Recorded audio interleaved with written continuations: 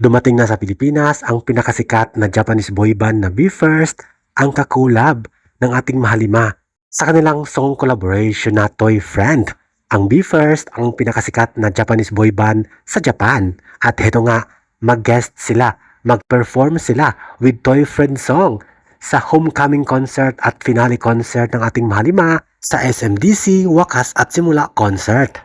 At heto nga, nasa Pilipinas na ang Japanese boy band. Kwento nila, isang malaking blessings ang makakulab ang nag-iisang The King of P-pop, SB19. Malalim na. Naging malalim ang relasyon nila at banding kaya tinawag itong Kizona. Kizona sa Japan. Synchronized din sa pagsasayaw itong BE:FIRST at iniidolo nila.